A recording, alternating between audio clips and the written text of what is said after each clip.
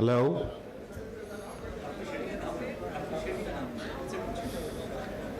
Is Dr. Shetty? You are in? Hello? Are you there? We are currently testing the sound.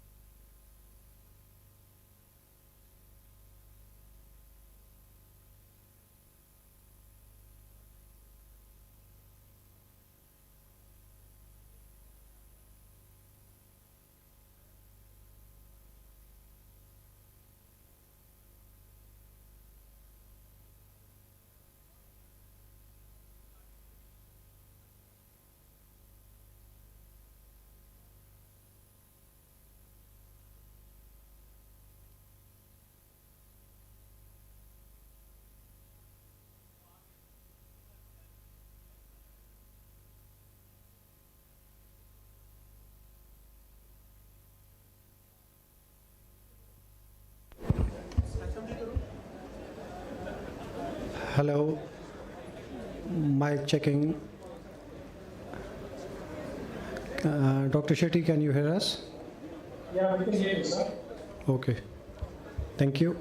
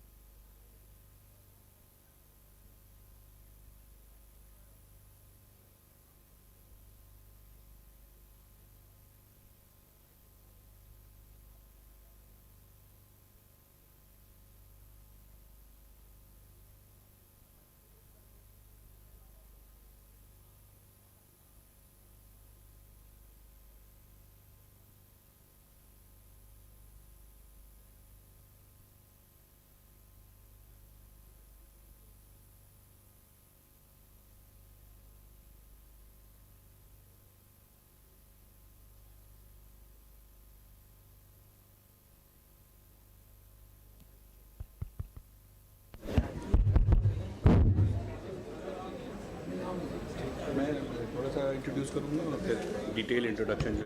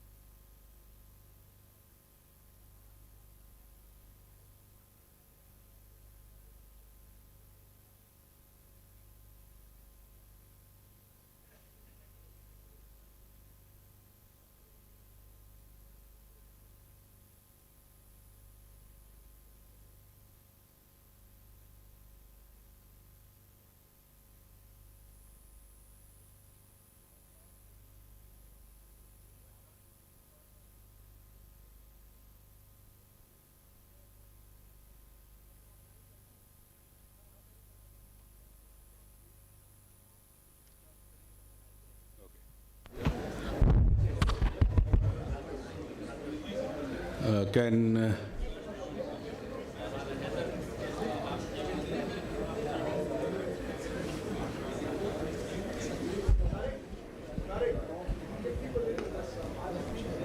सही है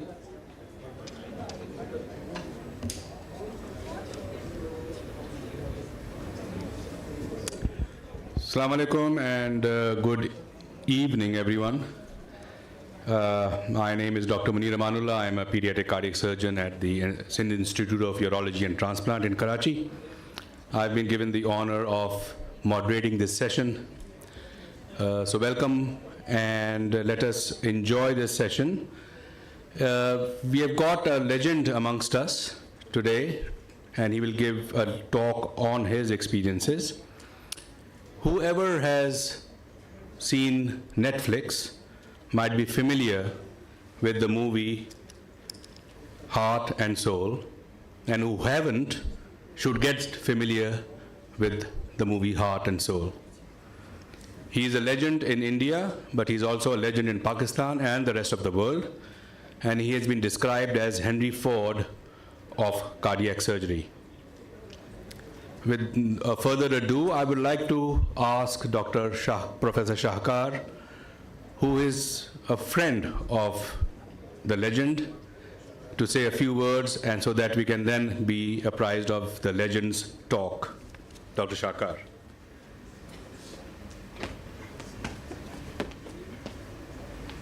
Devi, Assalamu alaikum, how are you?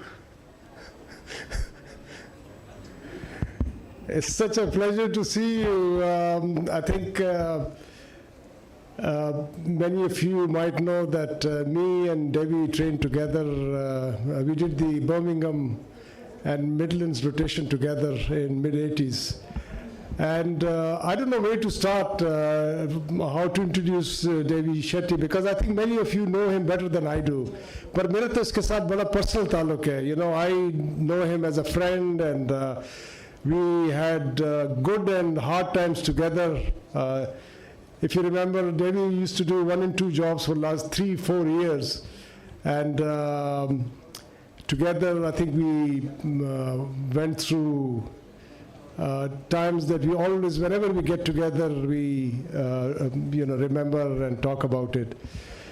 I think Devi is one of the most well-known cardiac surgeons in the world.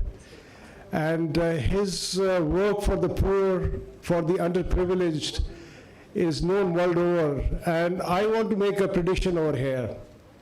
I'm telling you that in the next few years, Devi, my friend, is going to be given a Nobel Prize for the services he has done for the poor people in the world.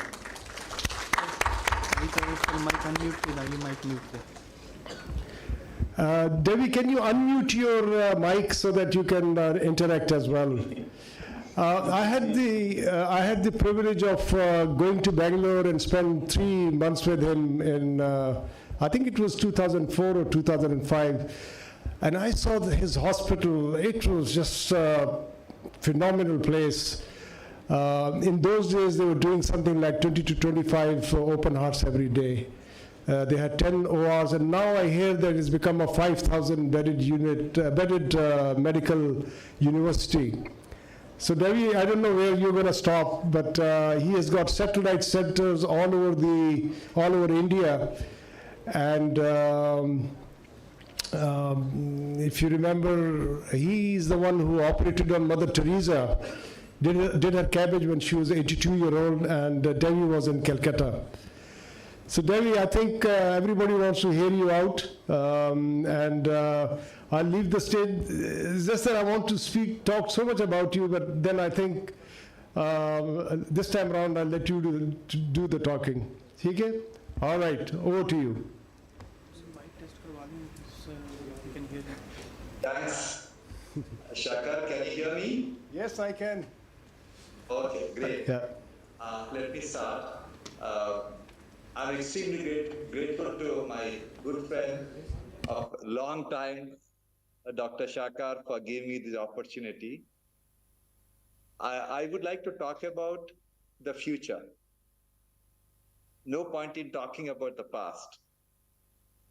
We believe that India will become the first country in the world to dissociate healthcare from wealth.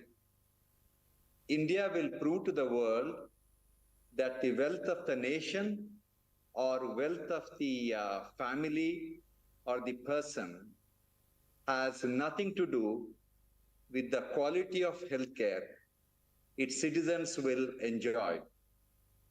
And it is not going to take 50 years, 70 years to happen. We believe India will do it within 5 years. How this is possible? It is possible because of the 2 initiatives the healthcare providers and the entire society has provided in India. The first one, thanks to the government, is that there will be health insurance run by private enterprises, which will offer healthcare to all the citizens at a price what they can afford. And I'm not going to dwell into the insurance part, but that is one thing which will address the most difficult part of healthcare, that is affordability. The second revolution, what is happening, is the digital revolution in India.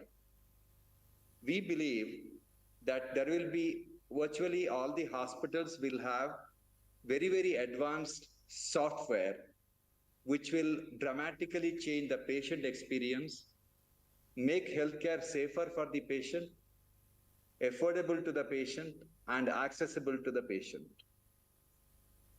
I'm sure you're aware that 65% of the sentinel events happening in the hospital, which generally leads to the death of the patient, is due to communication failure in hospitals.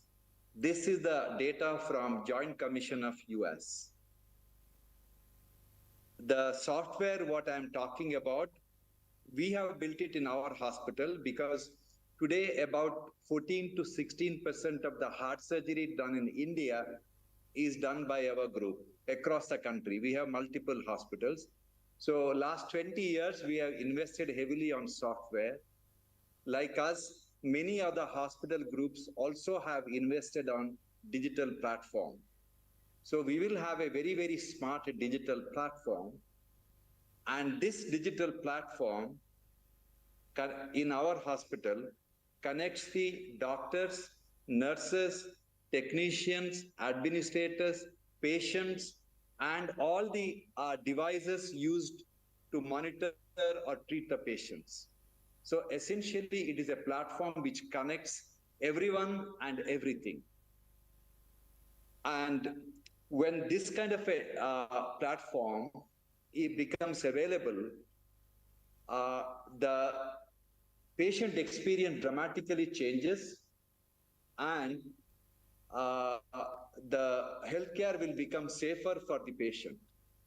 Now, one fundamental shift we have taken compared to the $1 billion worth Epic and Cerners of the world from US is that all these US and European health electronic medical records are developed for the desktop and the laptop. We invested on mobile platform because doctors look at the laptop or a desktop 5 to 6 times in a day, but they look at their mobile phone about 200 times in a day. So we developed it for the mobile phone. We believe that smart software will make smarter diagnosis than the doctors.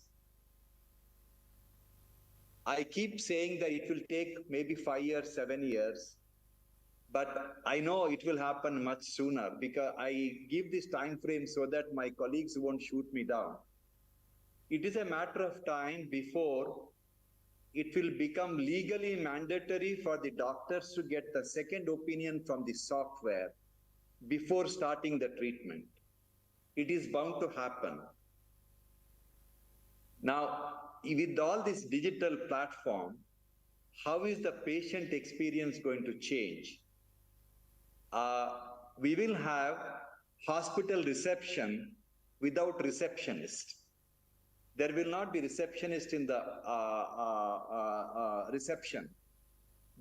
Patients will book the appointment and pay through their mobile phone, or when they come to the hospital, they will have a kiosk. You can see the key. This is our hospital reception. This is the kiosk. And in the kiosk, they punch in and they do the registration. The receptionist may help them. So this will be the future wherein there will be no paper in the hospitals. Now, the big change you will see is what happens in the ward.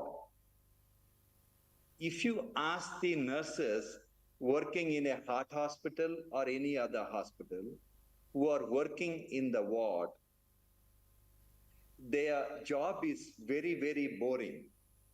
They come in the morning, they take one BP apparatus and the thermometer and go from one bed to the other bed. They go to the bedside, they check the blood pressure, they check the temperature, respiratory rate, and then they record it in a piece of in their observation chart. That takes about 10 minutes to 15 minutes. Then they go to the next bed and do the same thing. So by the time they finish 30 patients in the ward, it is time for her to do it again. They don't like this boring job, but worst thing is not the boring job. The worst thing is when the nurse goes to the bedside at 2 o'clock at night to check the blood pressure of the patient. Patient screams at the nurse. And because he can't go back to sleep once he is woken up. So nurses in India, nurses in Pakistan, nurses in US, most of the time, after 12 o'clock at night, whatever chart we see is not real. They just enter because they don't want the bosses to scream at them. So in the process, maximum number of cardiac arrest in the hospital, especially a heart hospital, happens between 4 o'clock in the morning to 6 o'clock in the morning because the patient is not monitored properly. This can be easily addressed if we have, there is a startup in Bangalore, they designed a patch which costs 8,000, this is the patch the patient is wearing. It costs about 8,000 rupees and it can be reused many, many times. And that gives continuous ECG, blood pressure, temperature, oxygen saturation, every data about the patient. And it also gives the risk score as what are the probability of patient developing a cardiac arrest in the next 24 hours.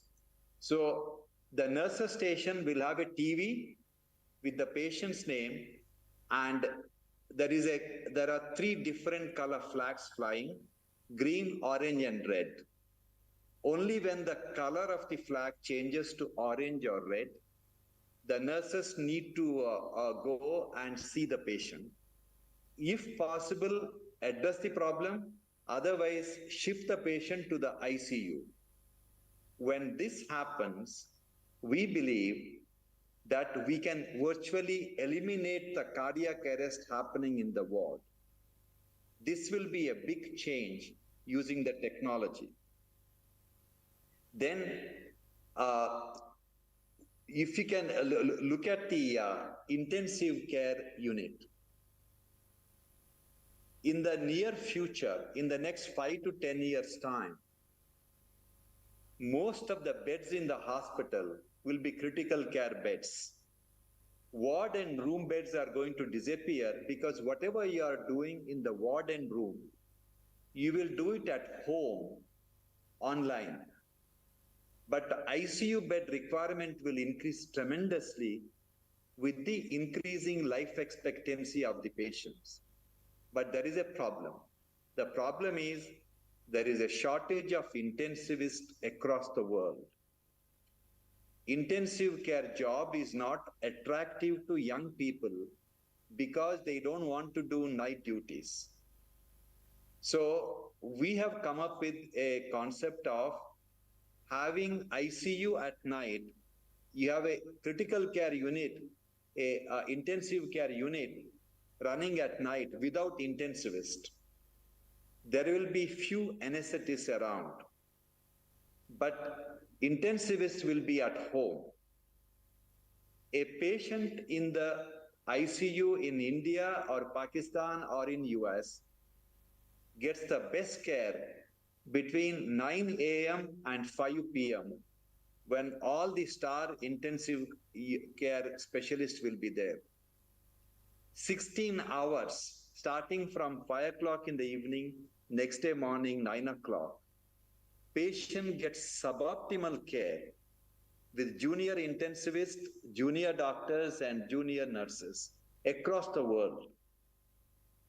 So we have divided the 16 hours into 4-hour slots. And we told our intensivist that you don't need to do the night duty. 5 o'clock you all go home, but cover the ICU for just 4 hours from home in rotation. So each intensivist from home will have one laptop to see the patient. They can see the patient, they can see the patient data, anything happening, all our blood gas machines, chemistry machines, X-ray machines, everything is linked with our Atma platform. So they can see everything about the patient. They can even talk to the patient through video. And the doctors at home, intensivists at home, will have two phones. One for seeing the data, other one for talking to the nurse in charge. So the nurse in charge will show the patient in a video call. They can see the cardiac monitor, they can see the patient, they can talk to the patient themselves, and they give the instruction. And they have to write the progress notes. Once we do this, we believe that the mortality in the ICU will come down dramatically, because when you have an intensivist on duty, they will come at 6 o'clock and they'll go around, have dinner. By 10 o'clock, they will come to ICU. From the door itself, they will ask the nurse how the patients are. And if the nurse says everything is fine, they go back to the duty room and sleep till next day morning, 5 o'clock. And they always say, if there is a problem, you call me. Now, if there is a problem, we don't need an intensivist. We want intensivists to prevent the problem. So using the data, floating, the seamlessly getting connected to the intensivist house, and a documentation that the intensivist has seen the patient because they put in the data in the phone, we will be able to predict the risk score and also address it very efficiently. I will just show you what the risk score is. This is the risk score of a patient, which is green is there within the risk score. When it is yellow, we take care. When it is red, it's a serious problem. So every patient, automatically the risk score generated, and that will also tell the intensivist what has gone wrong for the risk score to increase. So these technology tools will prevent sudden cardiac arrest in the hospitals. Cardiac arrest can still happen, but it will happen in a controlled environment. This is the advantage of technology platform. So the other change which will happen, which we are working with the local startup, is the tiny, inexpensive robot. In the hospital, like the hospital where I am working, we do between 37 to 45 heart surgeries every day. And they do over 100 cardiac cath lab interventions every day. So we have large number of girls running around the building, taking blood sample or bringing the blood from the blood bank, taking some getting the material from the store. We would like that job to be done by a tiny, inexpensive robot, which will carry a weight of about 1 to 2 kilos. So that even if it trips against the patient won't get hurt. And this is possible with all this technology. We haven't developed it yet. We did several pilots, but now we are more or less getting there. So this will again have a major impact. Another major impact, the change what you will see, all of you are familiar with patient coming with a thick file in the OPD to see us. And we don't have more than 5 to 8 minutes for each patient. So we really don't have that much of time to decipher all the data. Now, when a patient comes to our hospital, we have some housekeeping staff who have been taught how to scan all those documents. We scan the document, and patient has an application called NH Care. This is our application, which is extension of our EMR. we have over 1 million people now having this application. We tell the patient that all your medical records are copied, that's in your phone. So next time when you come here, you don't need to carry these records. So that will have a big impact in continuity of the care. Today, when I see a patient in my OPD, I can track back their reports, which was done 20 years earlier or 30 years earlier when I started operating. So there is a continuity. So essentially, many of these changes will happen. And before I end, I just want to give you a glimpse of the insurance, health insurance. The health insurance does exist today in India, but there are structural problems in the health insurance delivery. There are 3 stakeholders in health insurance in India. One is a hospital, second one is the health insurance company, third stakeholder is the patient. Hospitals do not trust the health insurance company. Health insurance company doesn't trust the hospitals. And the patient doesn't trust both the entities. So we have a system wherein there are 3 stakeholders who do not trust each other. So now the regulatory bodies would like the hospitals to become health insurance companies. When that happens, there is no conflict of interest. Today, we run hospitals. If more people develop heart attack, it is better for my business. When I become a health insurance company, I will work hard to make sure that nobody develops the heart attack so that I can save the money. Today, when I tell a patient that you need bypass grafting, first thing what goes to their mind is it really required or whether this man wants to make some money out of me? But when I'm the health insurance company, when I tell the patient you need a bypass grafting, there is no conflict because they know I'm going to pay for it. So essentially, we are living in a country which is very fascinating, where amazing things happen at a extremely low price. Like I am familiar with some of the European countries, small European countries, where the GDP or the per capita income is as much as US or Europe. But half the people living in those countries do not have data in their mobile phone because data is very expensive. But in India, even the beggars have data in their phone. When it comes to the entertainment, the TV channels, the richest man and the poorest man living in the slum have access to all the entertainment channels.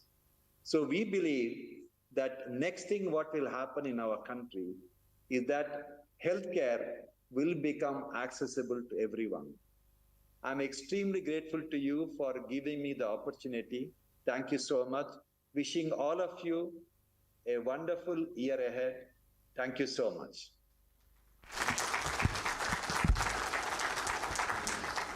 Absolutely wonderful presentation, Dr. Shetty, and really wonderful use of AI in your university and in India in general. Are there any questions from the audience which we can ask Dr. Shetty to throw some light on? And Shakar. Devi, I know that you have been a great advocate of the power of touch. And, you know, I've seen several of your presentations. And now, you know, this is one thing which worries me is that the artificial intelligence that you are, you know, hoping to bring in, that personal touch that a patient gets when he actually goes and personally and physically meets the doctor or the surgeon, do you think that gets diluted with all this, you know, taking out all human resources from that equation? Yeah, there is a very, Shaka, there is a very famous statement by a radiologist, I think from Germany, who said that AI will not replace the radiologist. A radiologist who uses the AI will replace the radiologist who doesn't use the AI. So these are all tools which will make us more effective, and it will help us to reach out to a lot more people than what we are currently able to. Like with these tools, we can get the intensivist stay at home and offer the similar care, in fact better care from home rather than them being physically present. So these are all tools. They are not the main agent to deliver. They are only helping us to deliver better care. This is the way I feel it will happen. Yeah, but who knows the future, Shaka? Yeah. Dr. Pasha.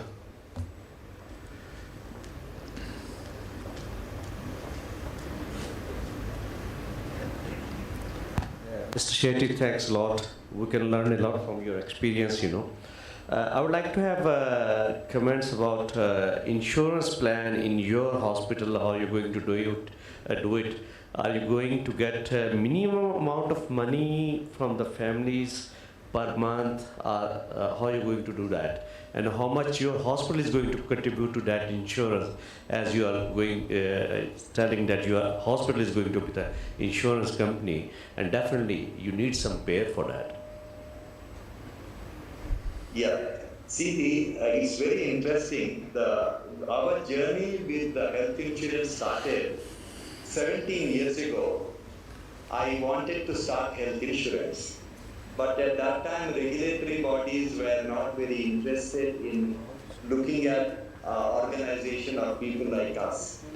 So we worked with the government of India, government of Karnataka, where I am based, to launch a health insurance called Yashaswini. It is a state-sponsored insurance.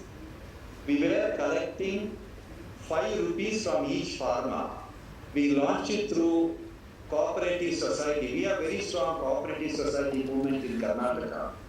We kept the premium at 11 cents, that's about 5 rupees. And in the first year, we had 4.5 million farmers paying 5 rupees. And this insurance is only for the surgeries. And we ran the insurance with the government for, I think, 12 years we ran it. We network with about 600, 700 hospitals across the state. They can go to any hospital. They don't need to come to my hospital. And the government agreed to become a reinsurer. In case we go broke, they will bail us out. So you'll be amazed, in 12 years, 1.3 million farmers had varieties of surgeries. And nearly 130,000 farmers had a heart operation just by paying 5 rupees per month. Now, in this insurance, it is like any other commercial insurance. It is not a charity. We are not writing a check for this. We will run it like a proper health insurance like in US and Europe. But the advantage is, since we are also healthcare providers, we understand how this insurance runs, and we will be able to offer a better service than the proper health insurance companies who don't know much about the healthcare. Thank you, Dr. Shetty. Any other question? Yes, Dr. Taimur.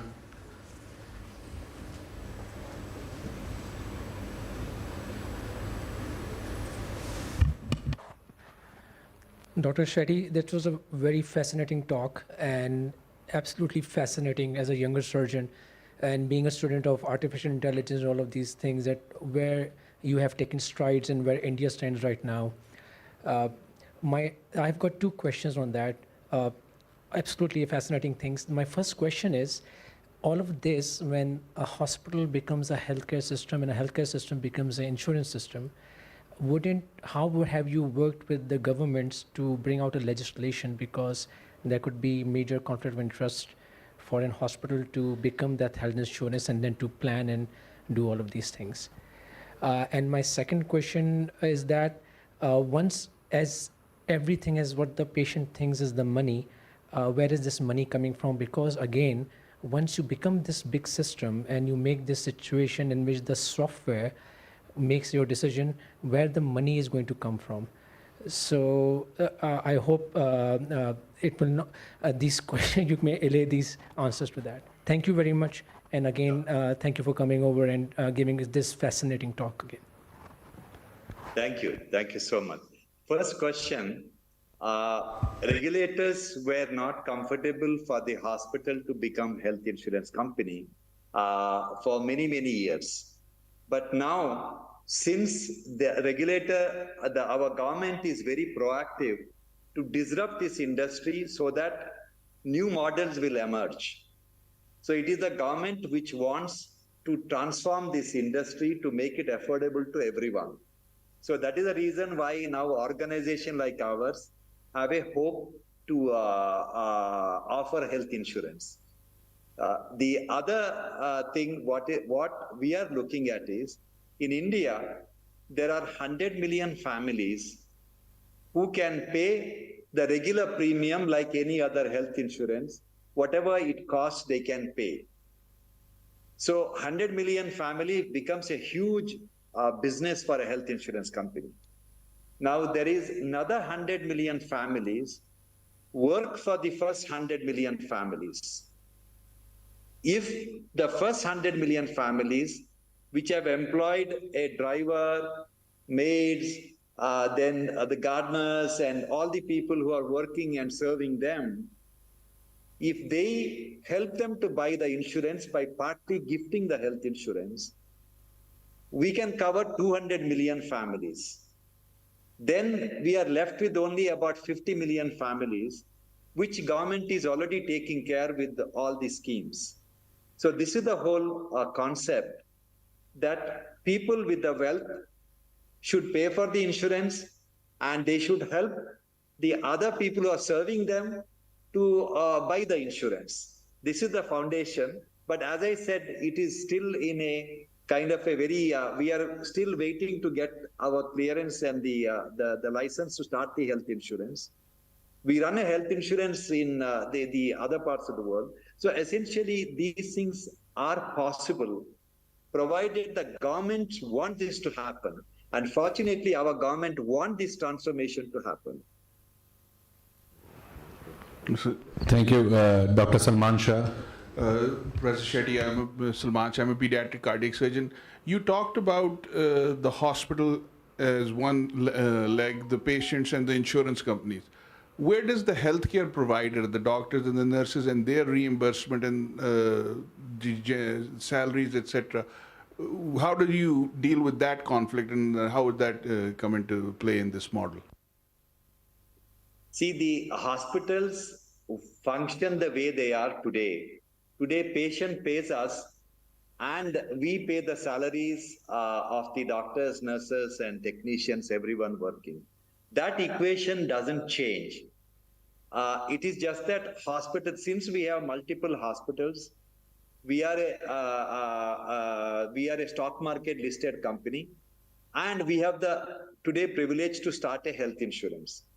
But the relationship of the patient, the doctor's remuneration, everything doesn't change. They are serving the hospital and the patients there, and they will continue to work that way. It is not going to change that relationship. Thank you, Salman. Dr. Shahid Sami. Thank you, Dr. Shetty. It was a wonderful talk. I enjoyed it. Looking at the healthcare system, particularly those covered by insurance in, for example, in UK, there are A category and B category hospitals. The same way, within a hospital, there are private rooms and VIP rooms and general ward, and the charges are different for various tiers of service. So with this generalized system, are all going to be in a general ward or are all going to be in the rooms? How do you differentiate it with your system? We are thinking, not yet finalized how this will be, but there will be 3 categories of health insurance. One for the people, as I said, the top 100 million families, they can afford to pay whatever they pay. They will be treated in a single room with all the comforts and everything, because they are the ones who are going to sponsor the next 100 million. And the second group will be given the same kind of a treatment, but in a general ward, right? And we plan to introduce another concept of surgical insurance only for the surgeries, right? Once again, they will be treated like a general ward patient, because mainly for working class and poor people. And our main thrust is on the working class and poor category of the society. Yeah. So there will be differential even in the existing hospital, and that will continue to be the case. Yeah. Anybody else? Dr. Varis at the back, yeah. Dr. Varis is also a pediatric cardiac surgeon. There are a lot of pediatric surgeons in Pakistan. Fortunately, yes. Dr. Shetty, that was an amazing talk. Actually, really enjoyed it. And especially nowadays when we are talking about, the AI getting harnessed into the medical system. We at our institution at Khan University Hospital started something called T3 or ethiometry. You would be aware of that. And we tried it to, work with our intensivists to see this is just like a continuous early warning system. And what you showed, basically, the patient in the green, patient in the amber, and patient in the red zone, basically. I feel personally, having worked nearly now 6.5 years after coming back from the UK and Ireland, that I think one of the problems that we have in our center or in our part of the world is nursing empowerment. So what you're trying to intensivist do is at home, and the nurses raise an alarm about a patient who is not doing so well or is in amber zone. I feel personally that the difference that we have in our region and the difference that I would have seen and a lot of my colleagues would have seen in the West is I would have been stopped by my nurses a few times that, doctor, you can't really do that. No, you try that. In our region, actually, that's nearly impossible. So how do you see in your center that, nursing empowerment in terms of telling the doctor, that this patient is sick and I need you to review this patient? See, I just want to let you know the situation in your country and our country in terms of empowerment of nurses, and it's not dramatically different, but we are getting there. In fact, when a nurse stands up for what she thinks is right, we award them, try to empower them. But our social structure is such that the assertiveness of what we used to find in the Western countries is still not there. But we are getting there. The young girls who are becoming nurses now, who are, you'll be, amazed at the way they interpret ECGs, they interpret blood gas reports. They are getting there. Essentially, earlier, nurses were not bold because they didn't have the knowledge and the skill. Today, they have great skill, great knowledge. With that, they are becoming more assertive. But it will take some time. It will take some time. I'll take the last question from Sayyid Ashraf.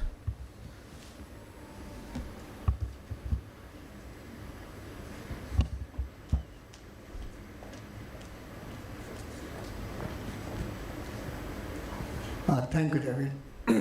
Professor Sayyid Ashraf from UK. Last time we met in Heartland Hospital in Birmingham ages ago, okay? And not today, we are here. Anyway, I thoroughly enjoyed from insurance system to AI.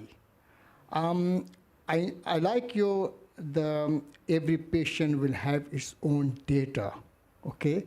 And we all know AI totally wholly dependent on data system.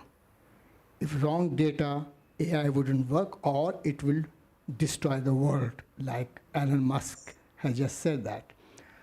So what system do you have for revalidation of your individual patient or institutional data?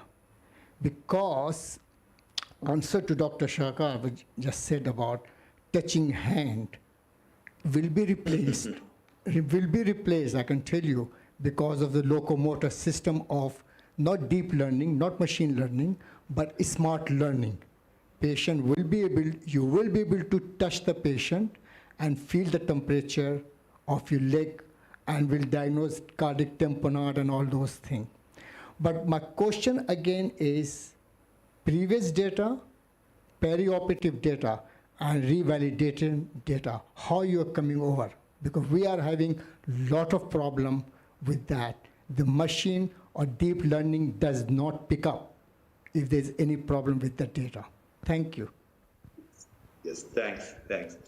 You see, what is happening today, there is so much of hype about AI, data analytics, all this machine learning. But 80% of the hospitals across the world do not have electronic medical record.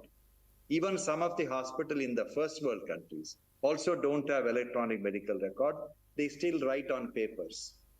Now, first thing we have to do is that we need to have a very robust electronic medical record, which gets the data directly from the machine, and doctors don't use the pen and paper. When that happens, the data, what we enter, is essentially coming from the system. There is very little input we put in. Most of it comes from the machines. So when there is a very strong digital platform, the chances of mistake in the data becomes very, very less. Whereas when we have paper as the main delivery platform, with somebody entering the data into the system, that is a time when there is a problem. Like a simple example I will tell you, the blood gas machine will give the report. A lot of the hospitals will get the report and they will type the blood gas report on something, or they write it on a piece of paper. That's when the mistake happens. So we believe that if the hospitals have a good electronic medical record, data is really reliable to quite a large extent. Thanks. Thank you very much, Dr. Shetty. And again, it was a privilege hearing you talk. And बहुत shukriya. Thank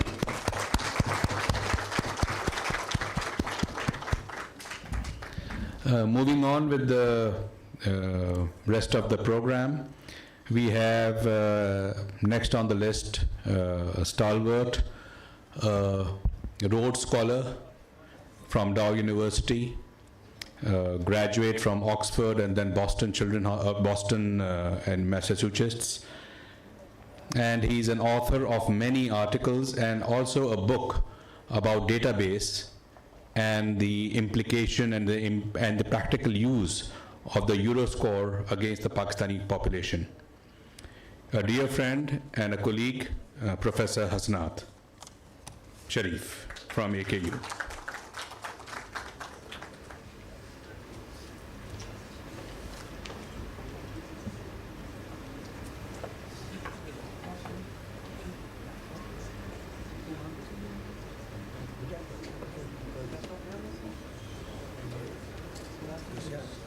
For the slides, forward.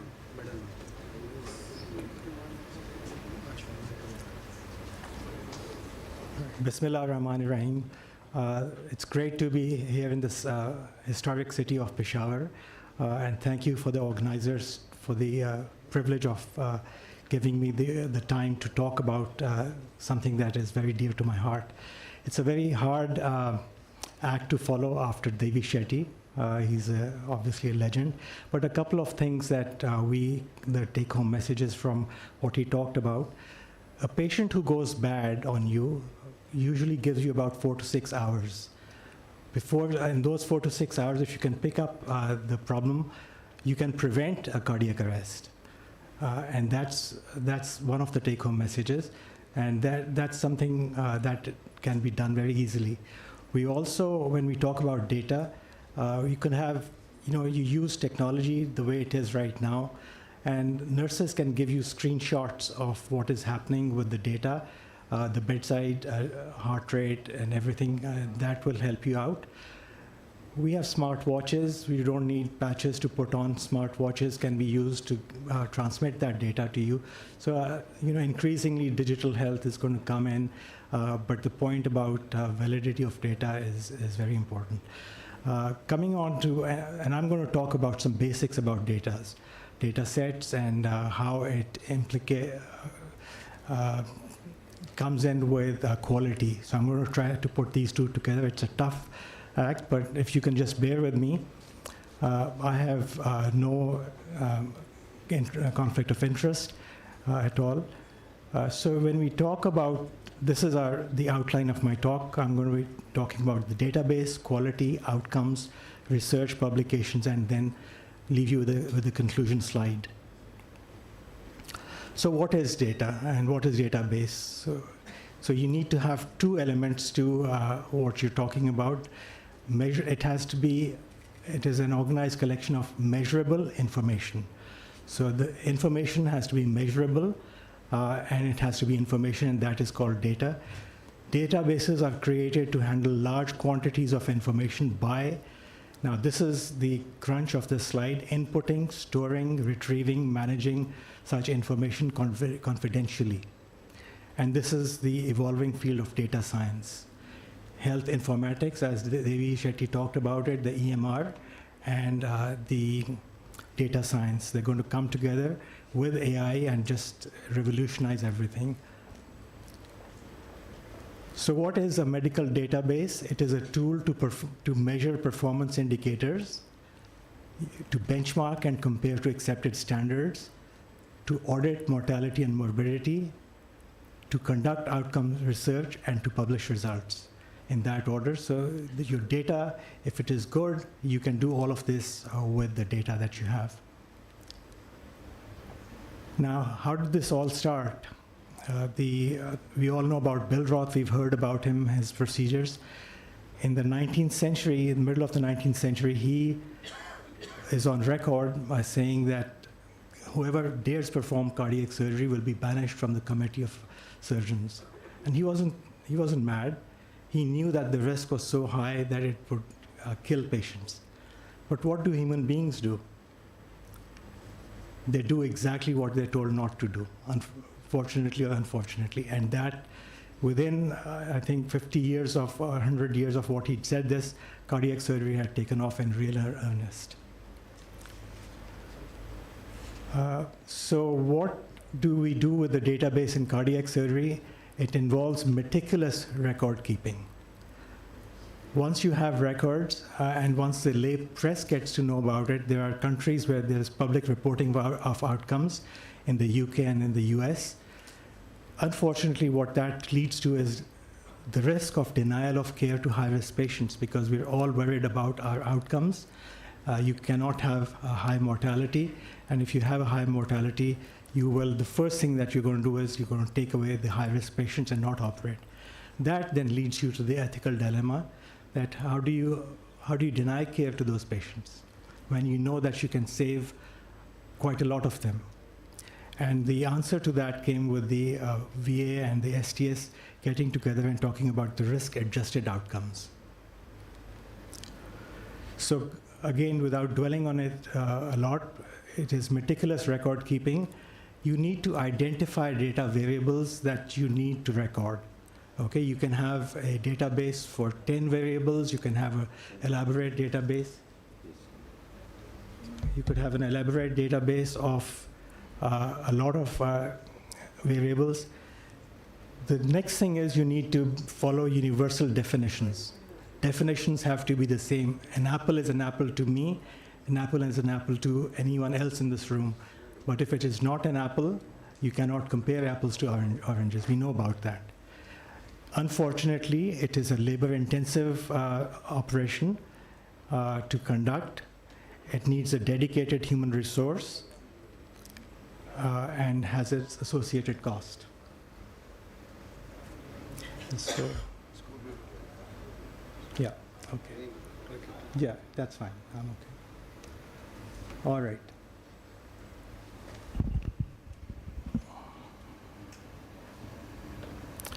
So the kind of variables that you will you will collect include demographics, and you can use this data to look at trends over time and compare yourself to yourself or to compare yourself to national and international standards, and that is called benchmarking. Data gives you an opportunity to monitor your performance and improve on your performance, and it is standard of care in patient-centered hospitals. Devi talked about it a little bit, that we have to be patient-centric. We cannot be doctor-centric. So you could have institutional data, you could have national or regional database, and from that you can calculate risk profiles, calculators, and calculation of risk for your own population. Armed with this, you can go to your patient and have an objective evaluation of the interventional risk versus the benefit that you're going to give to the patient. So it allows for shared decision-making and informed consent. So if you go to a patient and say to them, your risk of dying in this operation is 10%, that may be acceptable to you, may not be acceptable to the patient, and so be it. On the other hand, you could have somebody with a risk of 1%, and they still don't want that risk, so be it. This also allows you to also look at the costs in surgery that you're going to give, and perhaps look at marketing and health tourism, and those are just secondary objectives. We all want to follow guidelines. We all want to have evidence-based practice with class of recommendation or indication and level of evidence, but the database is a tool where you can actually look at what happens in the real world. We may or may not follow all the guidelines, and when you look at guidelines, most of the level of evidence that you see is evidence C. Evidence C is your personal experiences. So you can, with the database, you can say what is happening in the real world. So it's real life data, and it looks at practice patterns. Now, when you start putting data or collecting data, you can make mistakes. We're all human beings and we make mistakes. They can be made inadvertently. Unfortunately, there's a question mark, can we make advertent mistakes too? That is, as we all know, called fudging the data. I hope that doesn't happen. Saeed talked about validation. The tools for validation include an audit of what the data has been put in, and you must have both internal and external validation of your data. Internal meaning within your own institution, and external meaning from a third party who has no conflict of interest with you at all. Now, once you've got the data, you have two ways of going about it. You can go digital right at the beginning, or be a two-stage process with putting it on your forms and then digitizing that into software. And double data entry is another tool which helps you come over the inadvertent mistakes that you may have made in data collection and entry. And increasingly, the head of legality will come across us, because once you have data, the legal teams can actually, and the country can ask you to provide that data that you may have with you. So that's a little bit about data. We're going to switch gears and go to quality. Well, before I do that, let me just talk a little bit about the database variables. So currently in our own data set that we do at the Khan University, we collect about 150 to 200 variables per patient. These includes demographics, patient identification, hospitalization-related variables, which are 6, risk factors 20, previous cardiovascular interventions about 11. This is the preoperative data variables. 14 talk about cardiac status, medications, 15 data sets, hemodynamic and cath, 18 variables. And then we have operative variables, which are 30, which are common to most of the procedures that we do. And in addition to that, for coronary bypass, we'll collect another 11 data variables. For valve surgery, 17, 20 for other cardiac procedures, and 4 for non-cardiac procedures.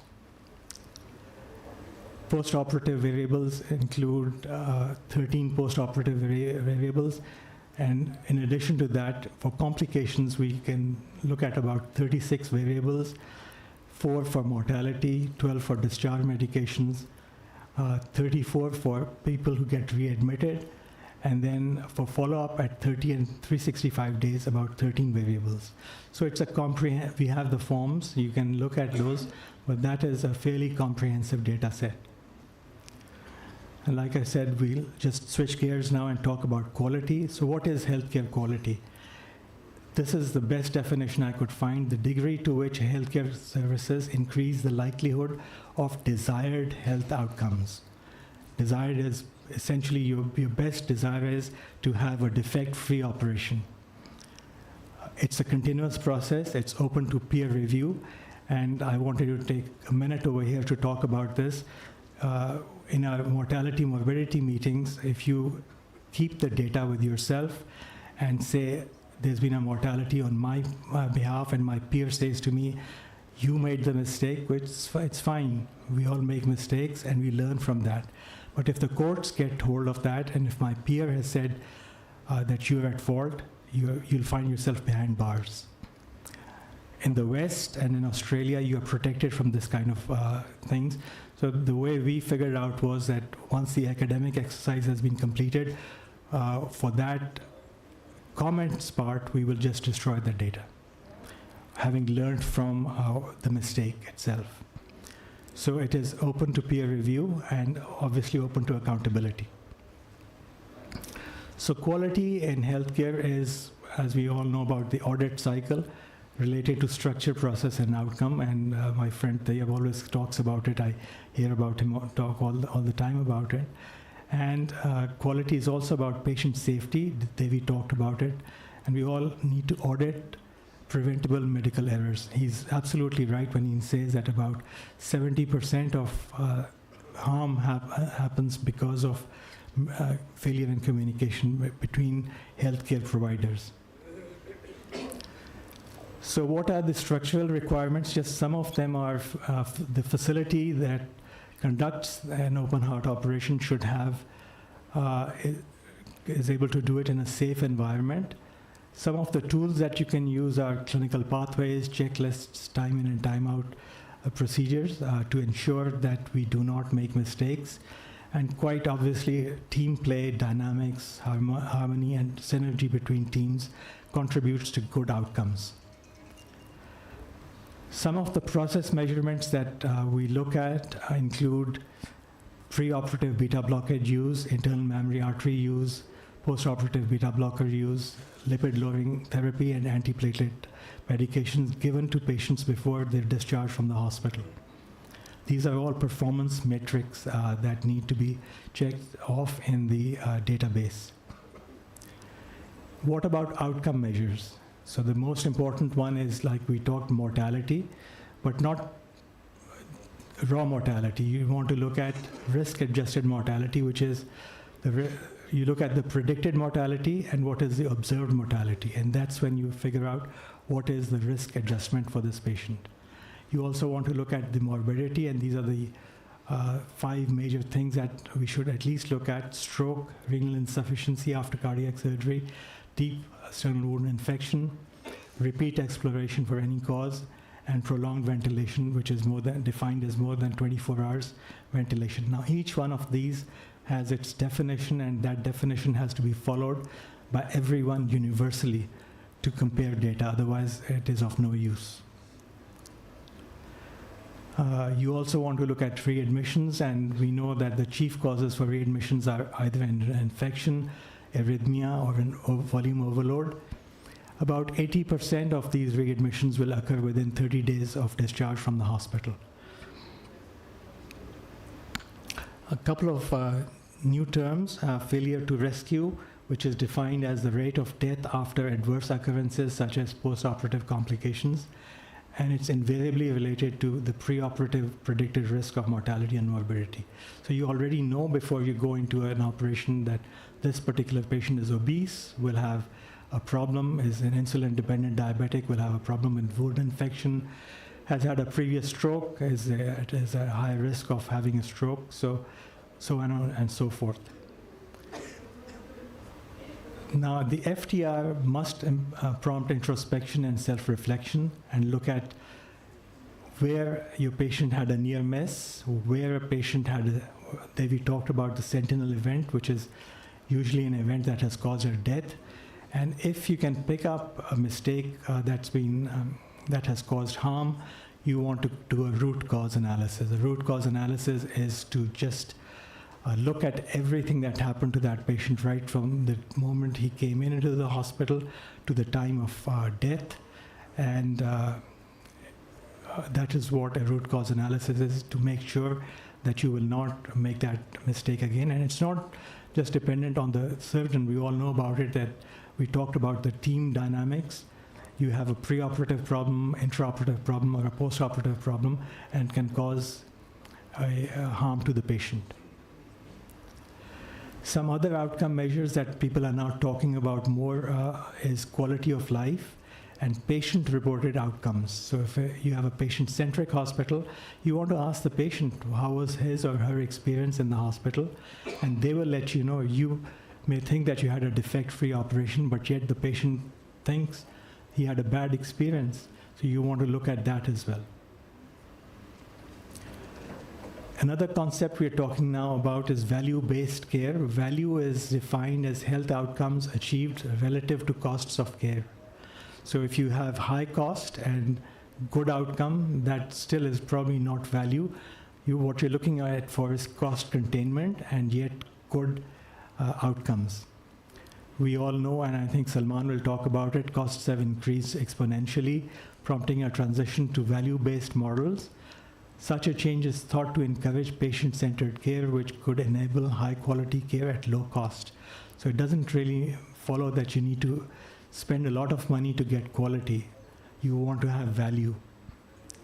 Patient-specific metrics for perfect care and appropriate clinical pathways have been developed to judge the value of care provided. Now, all of this, this is just an example that we can quote. The Joint Commission, Devi talked about it. We have a Joint Commission accredited hospital. We went through an exercise of comparing ourselves to 14 international institutions about a decade ago. And the Joint Commission audited our results, and this is what they sent to us. And we were within one standard deviation of all institutions across the world. So this is what data allows you to do, to be able to compare your results to other people. And about a decade ago, we all also embarked on the 9th annual national conference at AKU, and the quality was, the theme was quality assurance in education, and we've continued to take that thing forward as a team. So quality gives you an opportunity, when you assess quality, to improve continuously. Once you've identified a gap, and the gap could be that, say, your stroke rate is 10%, or your renal failure rate is 30%. You identify the gap and you go to what is called the PDSA cycle as a quality improvement project. And that is what a cycle looks like. You plan, you do, you study, you act, and then you do it again, and you do it over and over again in an attempt to reduce your complication rate.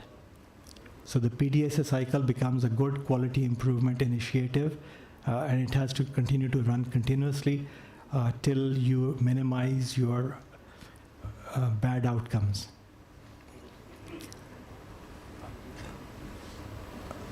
So I'm going to wrap this up by just showing you a glimmer of what we've been doing at the university over the last decade.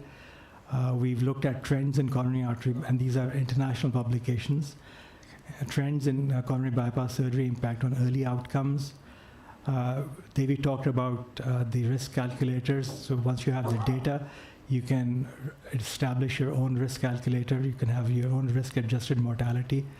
And as we all know, the first risk calculator was the Parsonet, then the Euroscore 1, 2, and then the STS database.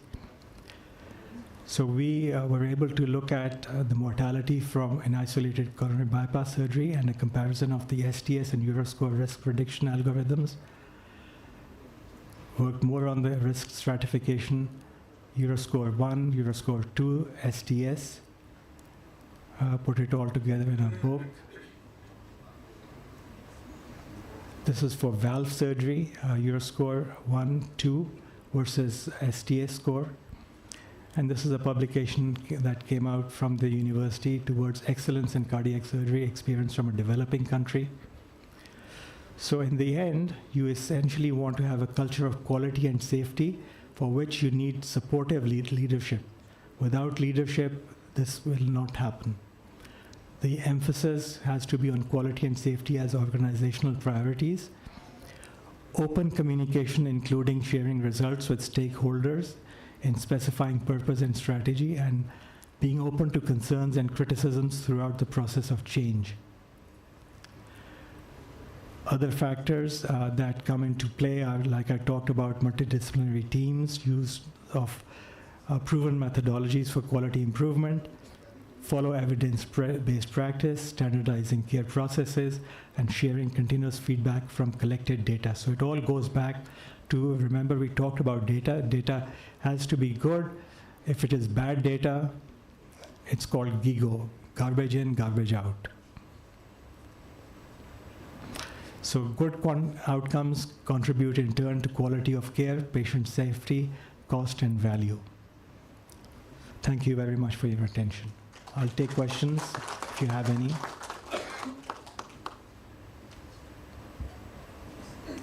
Dr. Pasha.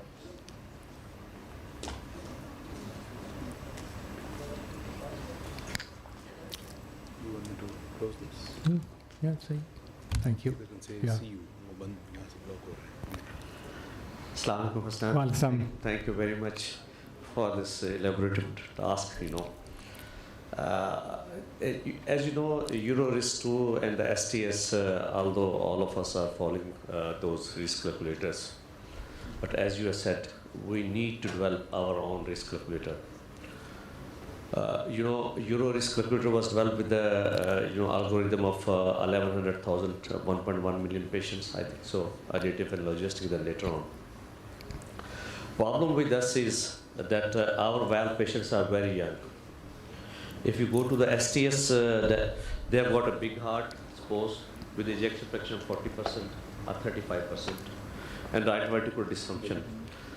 Risk calculator doesn't tell about their risk of mortality. It will tell us 1 or 2%. Yeah. What I'm saying that with the development of our own databases, we need to have at least a risk calculator for Indian and Pakistani population. Yes. Such as about the diffusibility of the disease, risk calculator doesn't address about that. Then the size of the vessels, risk calculator doesn't address that. I know. So these are the, sometimes it becomes very difficult. Even 2 days back, one of my PGR asked me, sir, the risk calculator is giving a mortality of 0.2%. She is a patient of ASD with severe pulmonary arterial hypertension. Yeah. So what should I do? So what do you say? Well, you've given the answer yourself. We need to have our own risk calculator. Once you have enough data from all over, so we're talking about institutional data, we're talking about national data, we're talking about regional data. So if you have a huge data set from all over India and Pakistan, where we all know we have rheumatic heart disease, the STS does not even talk about rheumatic heart disease because they've pretty much eliminated that.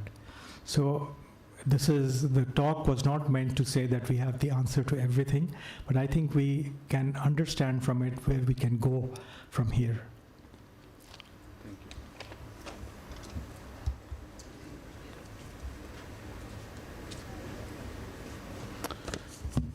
Thank you, Dr. Hasanat. Sorry, we are running a bit short. By a bit, I mean we should have ended by now. So the next person I'm going to call for his presentation has received the Queen's Honor for the best UK surgeon NHS Lifetime Achievement Award at that 75th year of NHS. He's an avid tennis player, swimmer, hockey player, and a badminton player, and I've experienced all of them. He has authored many scientific papers, and he has mentored many around the world, including in Pakistan, in Karachi, and the one presenting and moderating this session. That's me. So I call upon Mr. Asif Hasan as Professor of Cardiothoracic Surgery and previous Director of Heart and Lung Transplant at the Freeman Hospital in Newcastle, UK. Asif Hasan.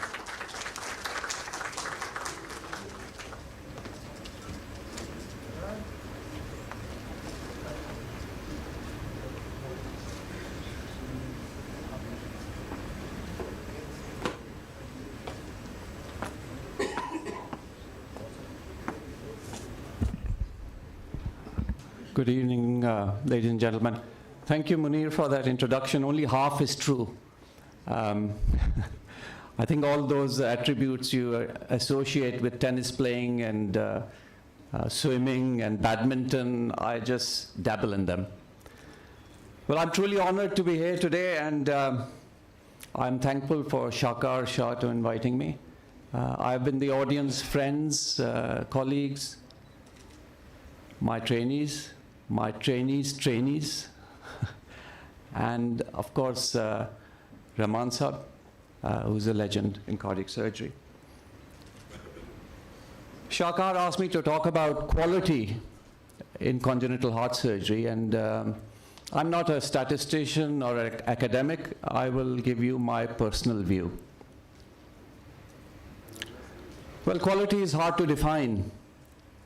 For a hospital administrator, for a manager, it's about money, it's about numbers, it may be about efficiency, it may be even about reputation. For a cardiac surgeon, particularly in congenital heart disease, it's about life and death.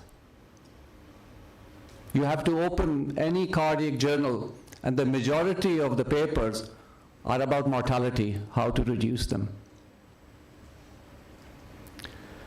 My insight in mortality and adverse cardiac events is related to not only my experience, but by the investigations I have undertaken. 4 investigations about in hospitals and trusts in United Kingdom and 1 in Canada. These investigations were not solely undertaken by myself. We had cardiologists, we had statisticians, we had administrators, we had management consultants even. Sometimes it took 6 months to write a report. Of course, I'm not discussing any of the confidential outcomes from them, but some of the outcomes were very obvious. The Belfast Children's Hospital was closed because of the report we did, and it was shifted to, all the work was shifted to Crumlin in Dublin. And the reason was that they're doing too few operations. Now when Shakar asked me to talk about quality and my own personal journey, I regretted soon after I agreed to talk about that. Because when I looked at it, the journey is chaotic. And of course, it cannot be described in words. The only way to describe it is in this painting. It's an abstract painting. It's an abstract painting by a painter, one of the most famous painters in Pakistan, who was born in Peshawar. And that's Gulji. All those brush strokes, all the colors point to chaos. And my life journey in this area has been chaos. However, in any journey, there are 2 points which you can relate to. One is a beginning, and the other one is an end. Well, my end is near. But let me start with the beginning. My beginning was in 1982 at a seaside town in Blackpool. My first pediatric operation, first congenital operation, was in a 3-day-old boy with a tricuspid atresia. To increase the pulmonary shunt, he needed a central shunt to increase the pulmonary blood flow. The result of the operation was death at 8 hours. The cause of death? I don't know what it said on the death certificate, but I knew what the cause of death was. The cause of death was an operation by a surgeon who was not trained in congenital heart surgery. He had observed some operations, but he wasn't trained in it. The second cause of death was there was no neonatal facility at the hospital.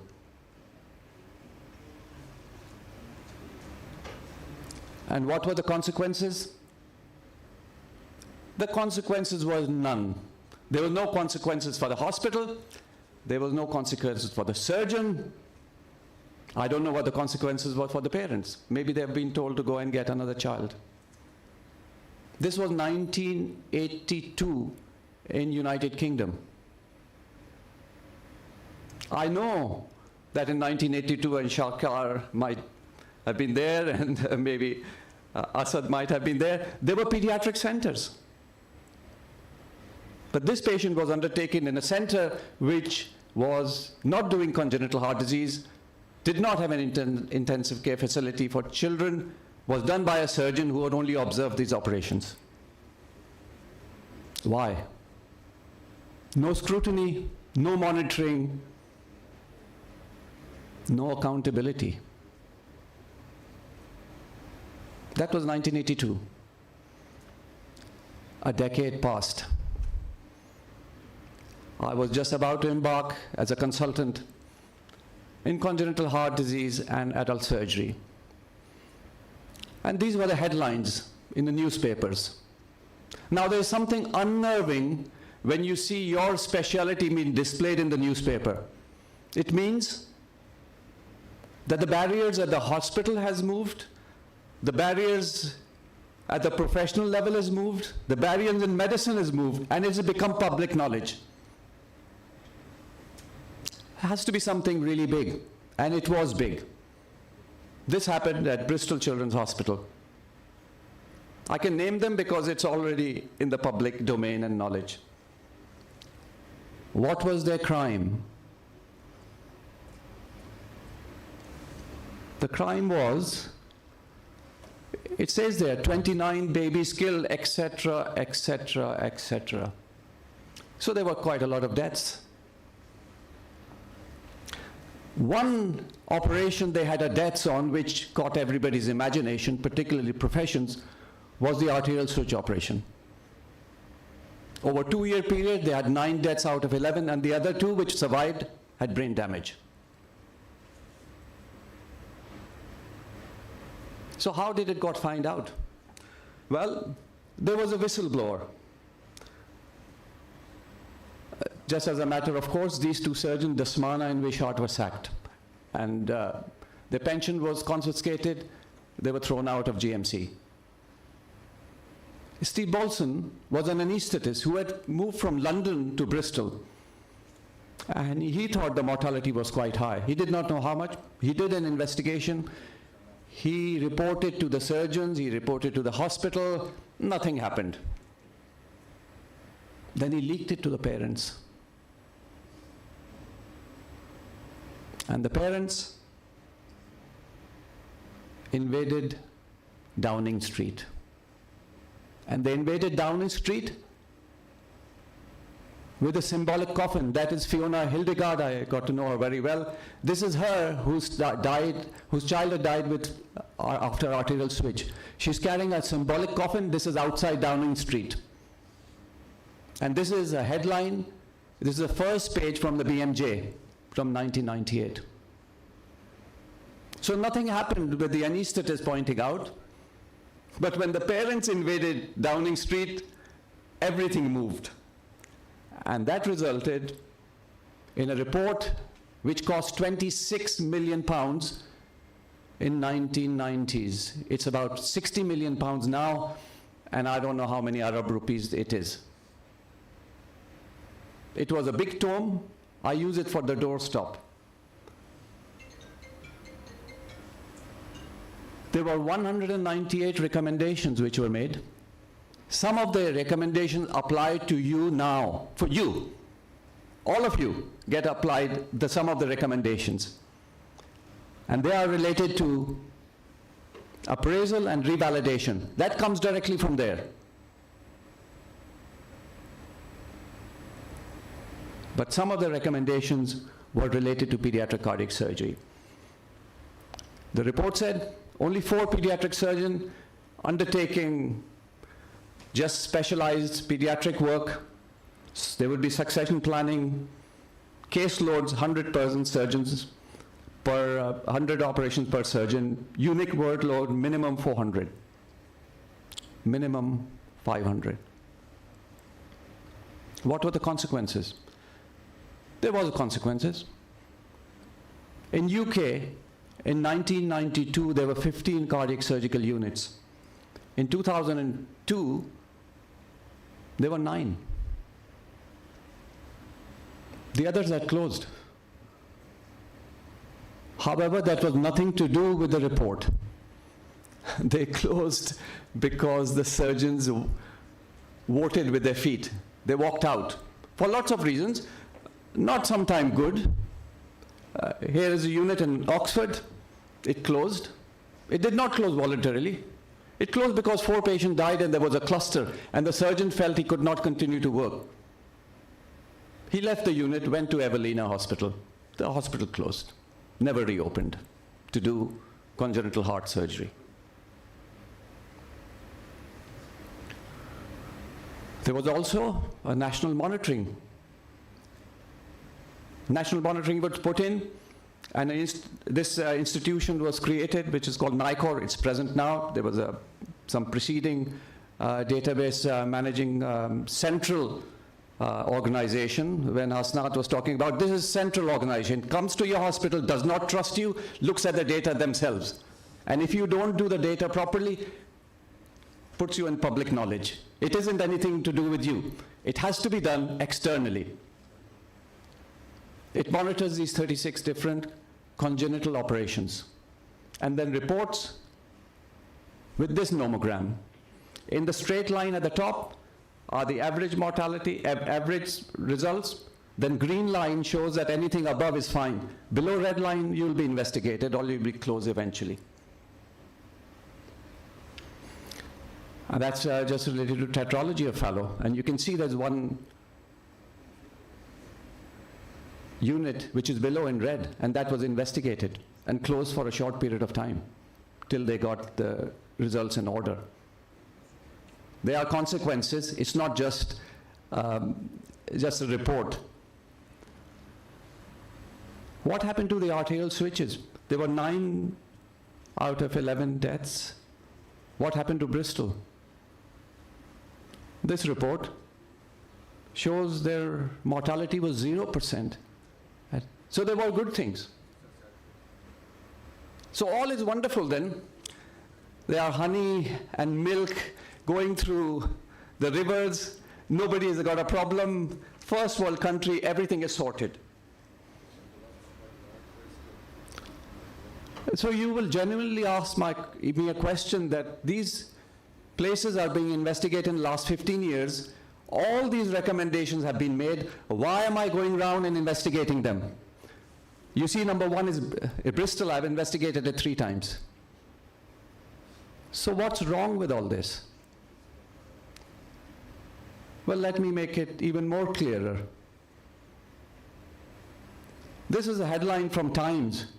And look at the date. This is 15 September. As I sat down to write this talk. So what has happened? All the monitoring, all the scrutiny, everything is done. Why is this happening over and over again? Well, I don't know.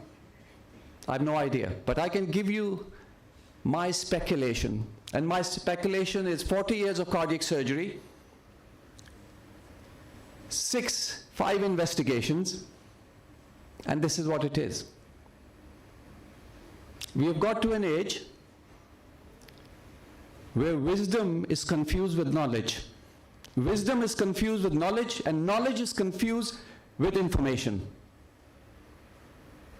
We have begun to trust processes. We believe that scrutiny will solve everything. The monitoring will solve everything. And I don't think it will. And the reason it does not solve everything, because the quality comes from within, not without. And to put it right is not even the remit of cardiac surgery, not even the remit of medicine. It's beyond. And I think that remit lies in philosophy. And there are 2 precepts I'll give you, which can be applied to any country, any resource, anywhere, in your own institution. And those are ancient precepts. And the first one is the golden rule. Do unto others as you would have done unto you.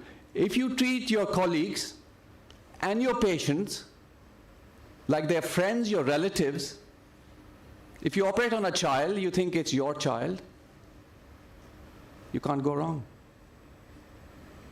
And the second precept is, do no harm.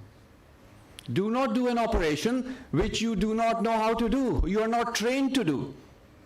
At Bristol, they did arterial switch operation. They were not trained to do. Their mortality with the other operation, the ascending operation, was 1%. They were driven to doing this operation because the cardiologist thought they should do the operation. The science thought it was better. It looked like a sexy operation. I'm going to close with this painting, again of Gulji. This is in King Faisal Hospital in Riyadh. It took a long time for me to get this. It was commissioned by King Faisal. And the calligraphy is Surah Shura. And the last line reads, "Please forgive me on the day of judgment." Thank you.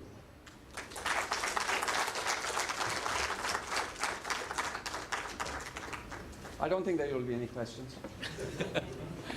Thank you. Many questions, but we will be able to take only 2 for the time that we are short of. And if we don't, we can discuss this over dinner. We will be discussing this over dinner. Thanks, Asif. Salman, थोड़ा बैठ ना, मैं पढ़ तो लूँ ना तेरे बारे में जो लिखा है.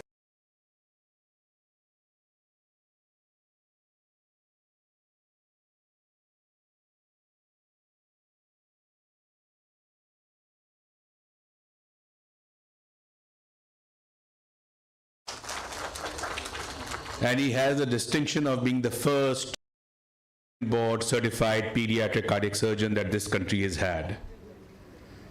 He has developed the pediatric training program and hopefully will have a FCPS, a CPSB approved and accredited FCPS in pediatric cardiac surgery soon. He's an avid golfer like me, but my handicap is really very high, and a great friend and a joy to be with in over dinner. He's a graduate from King Edward's, and he's done his training mainly in America, in Indiana, Vanderbilt, and Emory. Salman is going to talk about something which is going to confuse us all, and that's what he's good at. Salman.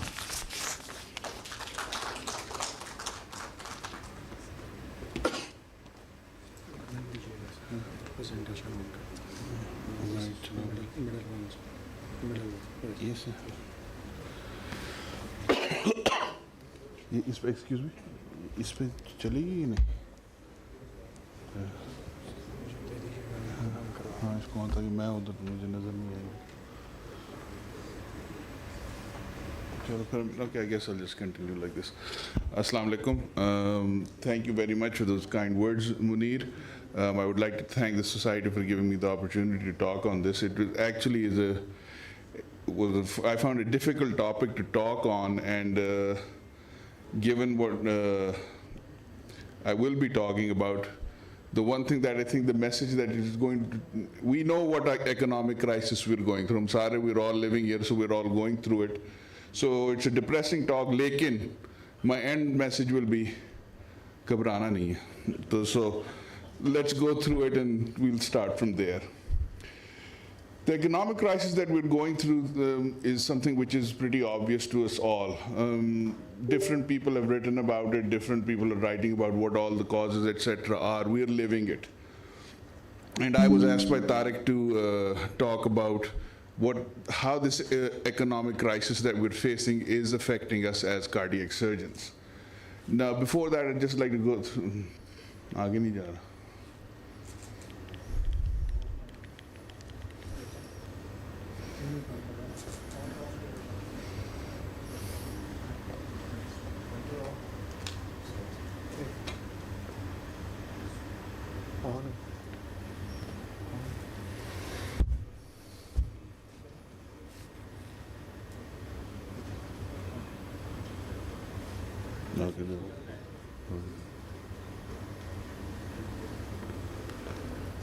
So, what were the causes?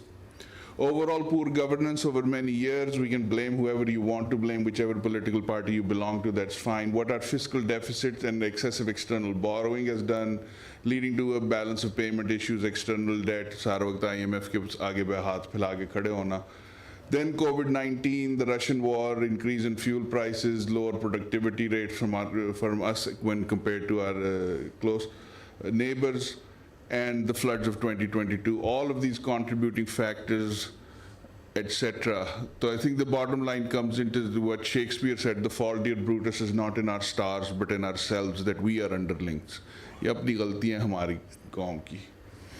This inflationary spiral that has been going on and that is leading us through these economic pressures, combined with the depreciation of our currency due to our short reserves, is what is the problem, and that is contributing to it. As you can see over the last basically 2 years, how we are facing somewhere inflation at around 25%, and that the way that has driven cost and the way that has changed things is something that we all are experiencing as not some abstract phenomenon, but is a realistic thing that is going on for us as cardiac surgeons on a day-to-day basis now. Our rupee devaluation to the point where it went from somewhere less than 200 to more than 300 within a 12-month calendar year has greatly impacted things. We're faced with these severe challenges: food prices, gas, oil, and the balance of payments. Good transporters, food prices, Pakistan, other people talking about an economic meltdown, cars and textile factories being closed, industry being hit. All of these are general factors that are there in the society today. How has this affected cardiovascular and thoracic surgery? The operative costs for open heart surgery in a low middle income country can be seen are very much less than what they are in the United States. When we talk about India, like Dr. Shetty was talking about, if you've seen his Netflix program, he says 80,000 rupees, which would be 250,000, 300,000 Pakistani rupees. This used to be the case even a few years ago, where we could offer patient surgery and say that even a private practice package would cost somewhere like 400,000 rupees, etc. But now with the way the currency is devaluated, even at $2,000, $3,000, that now means 6-7 lakh rupees. So what are the indirect effects that we're seeing?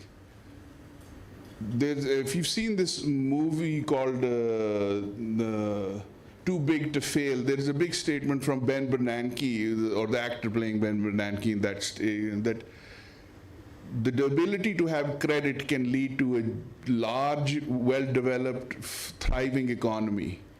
And the lack of credit can very quickly shut down and lead to a complete economic strangulation of any economy.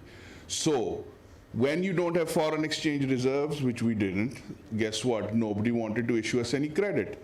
So you cannot import pharmaceutical raw material, you cannot import medications, you cannot get oxygenators, you cannot get patches, you cannot get cannulas.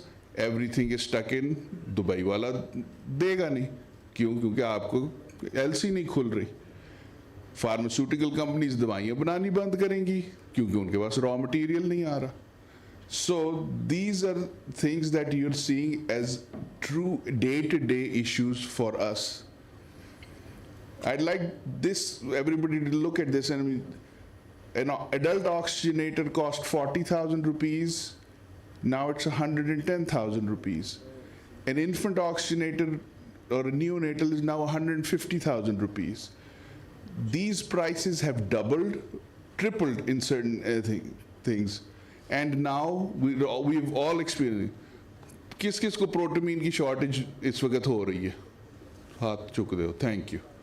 किस ने protamine 170 रुपए का टीका अब 3,000 में खरीदा है? ठीक है, सब ने खरीदा, ये मंगवाना पड़ रहा है. हमने 3,000, 2,000 का मिल रहा है, 14,000 का हो, फिर वो महंगा ही. हमने 3,000 तक के तो हमने खरीदने पड़े. Otherwise you stop working. And who does that cost get transferred to? Devi Shetty ne to dikha diya ki ji unhone, they have third funding. We don't. In many cases, it gets transferred to the patient. So, one thing I was asked to talk about, touch on, was how the Sehat Sahulat card insurance system that I believe was started in KPK in 2018, came in Punjab in first 4 district divisions, then in Sehat Sahulat card 2, the rest of the Punjab was included in it, and I think Azad Kashmir and the Gilgit-Baltistan also participated. Balochistan and Sindh were not participating in this particular program. So this program has impacted cardiac surgery, or did impact very much in the time preceding what we're talking about right now. A health insurance scheme that was supposedly developed to provide free medical treatment to the underprivileged population of the country. And in Punjab, at least, the State Life Insurance Company and the Punjab Health Initiative Management Company were the 2 stakeholders other than the patients who were there. The government, through the Punjab Healthcare Initiative, gave state life insurance a certain amount of money, and they then sat and decided how that money was going to be used and for what surgeries. The basic thing ended up being was that they lumped it in that one operation is going to cost X amount of rupees. Now, if you are doing an ASD, it is 2,80,000. If you are doing a VSD, it is 3 lakh. If you're doing an aortic valve, it is 3 lakh. If you're doing a double valve, it is 3 lakh. So they came up with these numbers, and these, I didn't put those tables, etc. in there because they're just the too much numbers in there. But the agreements were then made between the state life insurance and Punjab Health Income and the hospitals. इसलिए मैंने देवी शेट्टी से भी, the doctors or the healthcare providers, the surgeons were never part of the equation or the discussion. And I know Professor Azam Jan and I communicated many times on this and how to try to get our end put in, that the number that you have come up with is something that is not real. And recently we've seen that given what the economic crisis that I was talking about is going on, here now we're faced with the fact where essentially this program has, for all practical purposes, come to an end, or is at least in limbo. Right now, it went from being that you cannot ask the patient for any money, no matter what, no matter who the patient is. They cannot pay anything. And everything will be covered through Sehat card. Now in Punjab, at least, it is that amount that had been designated, 70% they will pay, 30% will come from the patients. Now, what are the issues and how did this affect cardiovascular? The patient comes in with the thought that एक खानदान को 10 लाख रुपए सालाना की healthcare insurance है. The actual reality is कि जी वो 10 लाख रुपए उनको तो ज़रूर कहा गया है, but what are they getting? They're getting for their heart surgery just that fixed 300,000, etc.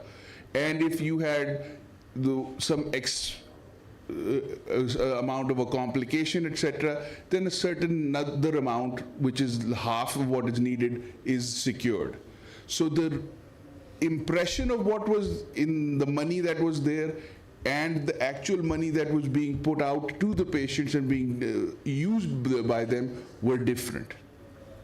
In cardiac surgery, that made a huge difference, because when the patient would have an expectation that everything is going to be covered, in many cases it did not meet the actual on-ground cost of the operation.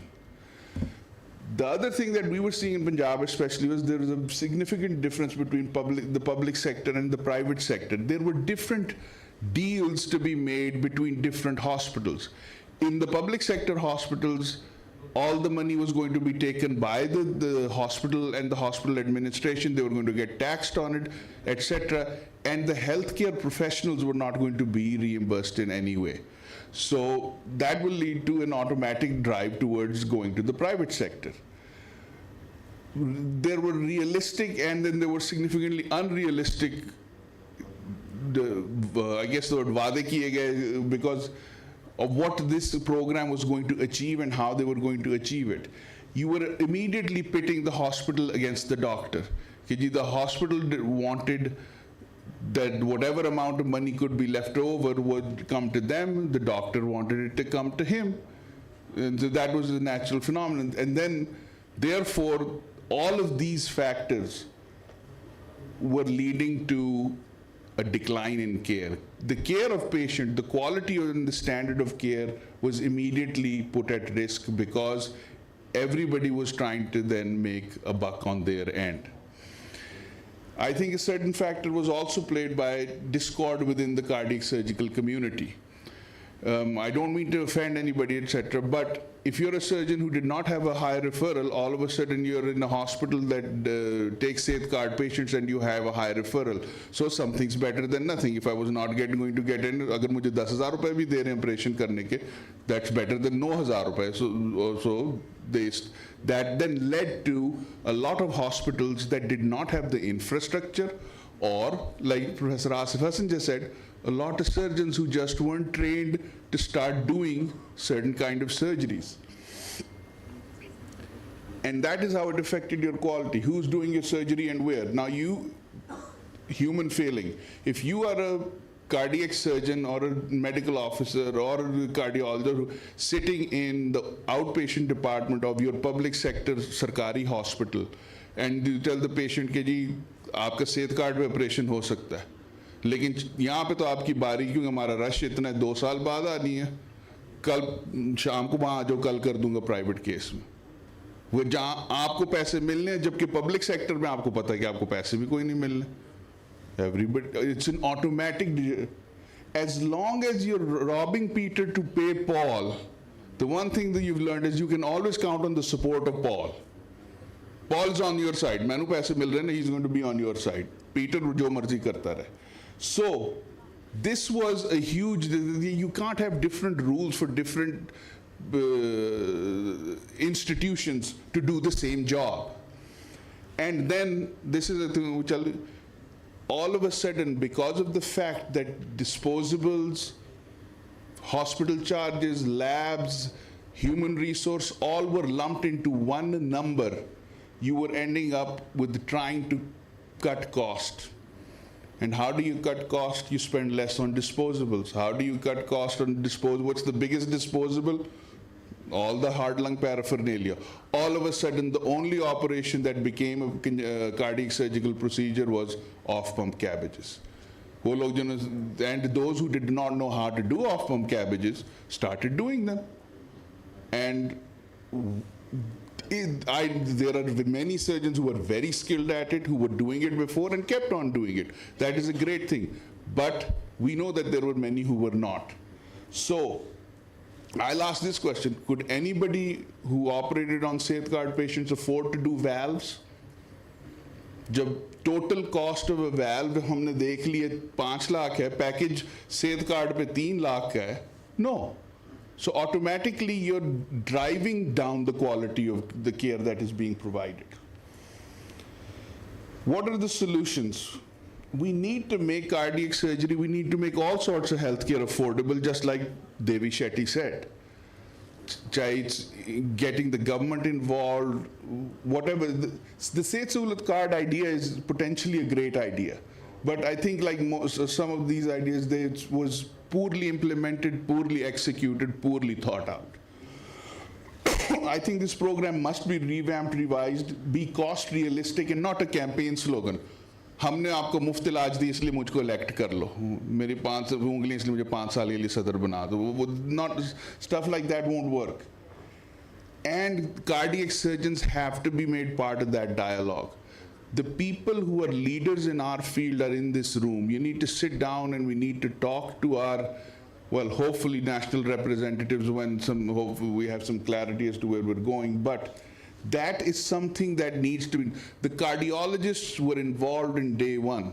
Their packages were realistic, their reimbursements were safeguarded, the system worked. I mean, there were hospitals, but I mean, they were involved from day one. And I think the society has to speak as one here today.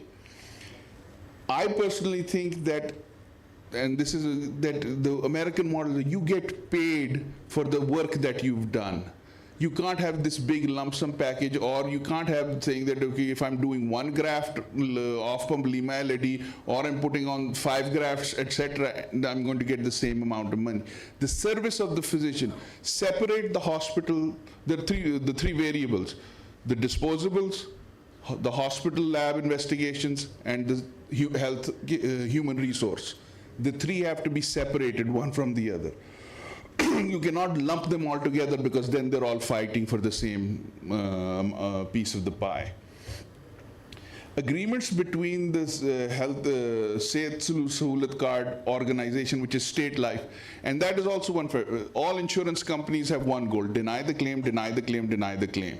The longer they hang on to the money, the longer it stays in their account, the more they make on interest, the bigger bonus their executives get. That's how it always works. So we have to, they will not be the advocate for the patient, but we do have to be one. And so for the patient benefit, and this should not be a political slogan, it has to be something that's realistic. Even in the United States, even if you have insurance, jaake jo marzi khareed lo, MRI kara rahe ho, I mean, you have to pay a copay. You may, the medicine, even medication may cost $3,000, or the thing may cost $5,000, you're still paying 10% or 5%, even though you are a fully insured patient. I understand and totally believe in having a basic Sehat Sahulat card which has certain safeguards for those who are truly poor, who live below the income line, poverty line, but then add different models. Have a Sehat Sahulat card plus, have a Sehat Sahulat card silver, gold, platinum, whatever, where the extra cost can go. How should it be that Salman and Asim or Professor Shakar, etc., all have a Sehat card, and we can get 3 lakh done, but if we want a room, we can't pay more, because it is against the rules to take any money from the patient. That worked until now you can take 30%. Make it into a realistic model that will work. And it'll work only if we're involved in telling them how to make it work. If we sit quietly and don't do anything about it, it won't. So exploring other models, whether or not the Sehat card should be used to pay only the human resource, or only the hospital service, or just buy the disposables. The rest comes from there are different things that can be looked at and need to be sit down, and you need the math to be done on that. In the end, unfortunately, all of this discussion will be academic if we do not fix what is wrong in our country at large. Allah miyan हमारे पाकिस्तान की हिफाजत करे, हम लोगों को बैरूनी और हर अंदरूनी लांतों से बचा के रखे. मगर in the end, I think जो हज़रत इब्राहीम की दुआ है कि अल्लाह ही is the best disposer of our affairs. तो अल्लाह मियाँ उनकी दुआ थी कि हमारे मुल्क को अमन अमान दे, मेरी कौम को. तो वो पहली चीज़ वो है, ये बाकी चीज़ें फिर सही होंगी. तो I don't know if that, like I said, घबराना नहीं है, बट घबरा लेते हैं थोड़ा सा क्योंकि है घबराहट वाली बात. Thank you.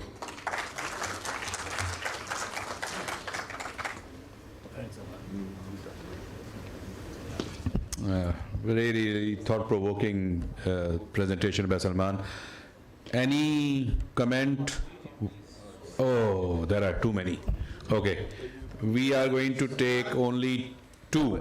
Yes, I need 2 minutes at least. It was a very important talk, and on society page, day and night, we are discussing this. You know, our GDP is around about $400 billion. We are spending 1.5% on health. In health account of Pakistan, government of Pakistan is spending 6,500 rupees per person in Pakistan on health. How much? 6,500 rupees per person. That's $20. Yes. Before coming to the Sehat Sahuliat program, let me tell you about, there was a very, very good study from PICE. PICE is a Pakistan Institute of Development Economics, published in Dawn 2 weeks back, said 8 trillion tax collected money of Pakistani are being spent by 1.9 million people. Are being spent on 1.9 million people. I'm not going to name them. This is the total amount of our tax collection which we are spending there. Now coming to the Sehat Sahuliat program, while already the government is spending 6,500 rupees per person, while the Sehat Sahuliat program, government was paying 3,000 rupees, rather 2,900 rupees per family to the state life insurance. That was nothing. You multiply 6,500 with a number of 6 in a family, it's around what? We are spending 40 to 42,000 per family. And what we are getting? Why the public is going to the private hospitals? Why we could not improve our private hospitals? Although we have improved our private hospitals, but there is a flaw. We have to look at in detail. Number 2, in 22, $1 was equal to 170 rupees of Pakistani rupees. And in 23, it's twice, 340. So we're not looking at the picture in reality, what's going on. So I still think, yes, of course, I absolutely agree with you. We need to have give some thought process in Sehat Sahuliat program, but it's a good program. It is very good program. Unfortunately, it could not evolve with the passage of time. I think if there is a continuity of policies, it should evolve with the passage of time. Thank you very much. But I think in response to that, I'll just say, the way it was being implemented and the policies that it had were flawed at inception. And I think that is where we need to sit down and tell them that these are the flaws present within the way this has been. And I think KPK, because this was started here and ran here for many more years than it did in Punjab. So, I mean, I would like to see what Professor Shakar's input on that and then Azam's is. But I think that, yes, I agree with you. It is something that needs to be carried on. The just question is, how do we do it better? How does it take into account this, the financial and economic challenge that we're facing? Thank you. Dr. Shakar, as closing remarks. I think we are half an hour over time already. Yeah, I think, Salman, I'm very glad that you brought this topic up. And I think the dynamics here in KP were totally different from those in Lahore. I think the program has been demonized in our society unfairly. I'm a surgeon, and then lately I've become an administrator as well, and I know the finances very well. And the amount of money that was being given, say about a year back, actually was quite sufficient for public hospitals where we could easily pay for all the surgical inputs that we were getting. We were getting 80% of our income through the Sehat card from the cardiology procedures, not from the surgical procedures.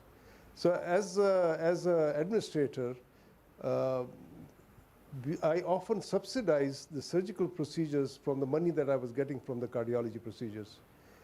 There are so many problems with the Sehat Sahulat program, and I have actually been involved in discussions with our ex-finance minister, who used to be the health minister as well. And he would not actually take any criticism of the program, because he turned around and said, you know, it's rubbish. The KP's government is spending only 2% of their budget on Sehat Sahulat card, and the health ministry is spending 12% of it, and we are giving a universal coverage. Now, I honestly think this is too short a time to talk about it, but I can tell you one thing. Before the Sehat card got suspended 3 to 4 months back, our waiting lists were, on the surgical side, sometimes exceeded a year. Now, it's not because we had at one time 5 to 6 theaters working, and we were doing about 10 to 12 cases every day. Suddenly, when this finished, we are now running 3 theaters of patients who are actually paying for their treatment. What happened to all those patients who were getting their free treatment, and suddenly they have disappeared? They have not gone to Man Medical Institute. They have not gone to other private institutes. These people are going to die, especially on the pediatric cardiology side. You know, all these kids were getting free operations, and I've been a consultant for almost 40 years now in Pakistan. And I know how these little kids were dying with their parents, and suddenly they were getting these free treatments now, and they were going home. Most of them were going home cured of their diseases. So there are problems with the program. Despite the lower costs, lower packages that we were getting, the public hospitals were actually doing quite well as compared to the private hospitals, because we had a lot of support from the government as well. So I think those things can be discussed. The public versus private hospitals have completely different dynamics. And that's why if you hear mostly, I'm talking about KP, the noise mostly came from the private hospitals.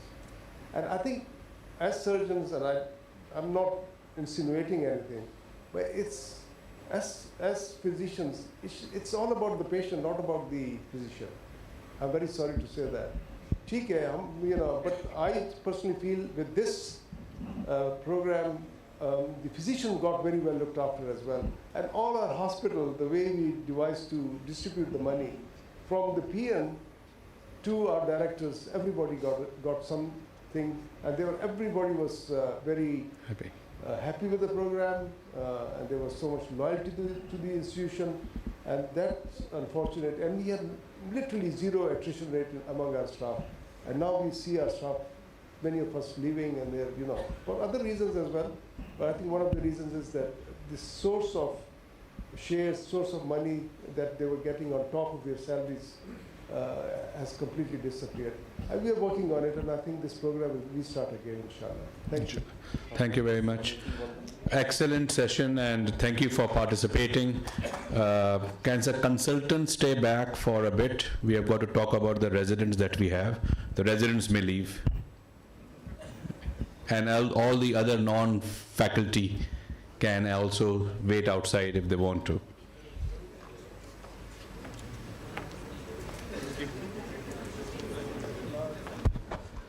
Thank you, Dr. Munir. Thank you to all the audience. Indeed, excellent presentations, amazing discussion. This discussion is going to continue over the dinner tonight, and I'm sure there are lots of questions regarding all the topics and all the speakers talked about, whatever they shared their ideas. And we're going to discuss these further over dinner tonight.